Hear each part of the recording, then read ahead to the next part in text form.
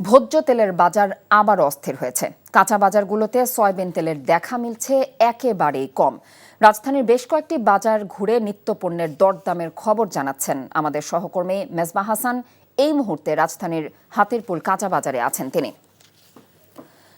মেজবা, বাজারগুলোতে ভোজ্য তেল সরবরাহের কি অবস্থা এটি জানাবেন, এবং আরেকটি বিষয়, আপনি তো বেশ কয়েকটি বাজার ঘুরেছেন, তো নিত্যপণ্যের দরদামের আপনি কোনো কম বেশি দেখছেন কিনা?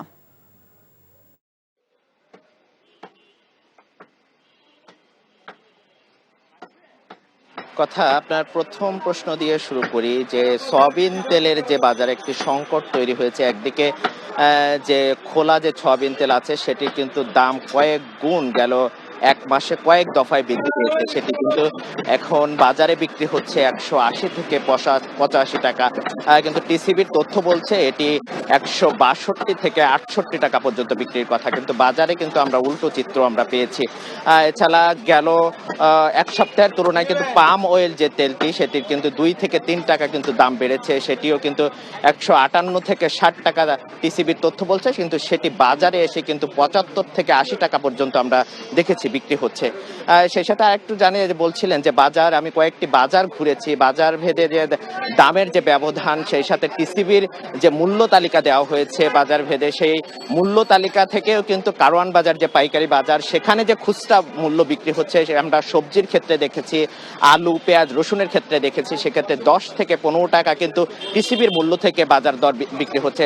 এছাড়া আমরা কারওয়ান বাজার, এরপর হাতিরপুল বাজারে আমি এখন অবস্থান করছি। এই বাজারে কিন্তু কারওয়ান বাজার থেকে 1 কিলোমিটার ব্যবধানে কিন্তু প্রত্যেকটি পণ্যের দাম 10 থেকে 15, কোনো কোনো ক্ষেত্রে 20 টাকা পর্যন্ত বেড়ে গিয়েছে।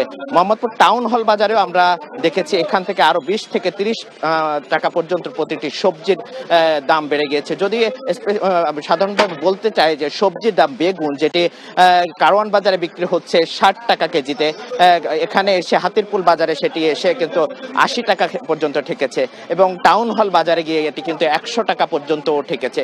এরকম প্রতিটি পণ্যের দাম কিন্তু বাজার ব্যবধানে কিন্তু দাম বৃদ্ধি পাচ্ছে। এছাড়া যদি গেল এক সপ্তাহের তুলনায় টিসিবির তথ্য মতে 1 সপ্তাহের মধ্যে 6টি পণ্যের দাম কিন্তু বেড়েছে। এর মধ্যে পাম অয়েল তেল থেকে শুরু করে ছোলা, রমজান মাস আসছে, ছোলার দামও কিন্তু 4 থেকে 5 টাকা পর্যন্ত বেড়ে গিয়েছে। এছাড়া ভোজ্য তেলের দাম তো বাড়তি আছেই।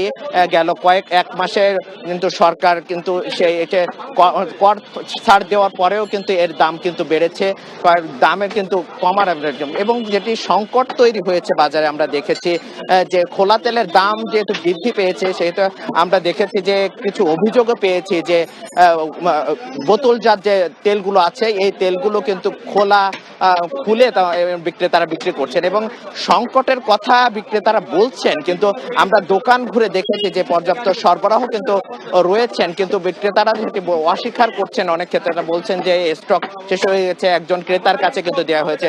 এরকম নানা রকম সংকটের অজুহাত তারা দিচ্ছেন। সব মিলিয়ে ক্রেতারা যেটি বলছিলেন যে আসলে বাজার ব্যবস্থাপনার যে ত্রুটি, এই ত্রুটিটা যদি সংশোধন করা যায়, সেটা আইনের যে পদক্ষেপ সেটি যদি নেওয়া যায়, তাহলে অনেক ক্ষেত্রে এই বাজার নিয়ন্ত্রণ করা সম্ভব হবে।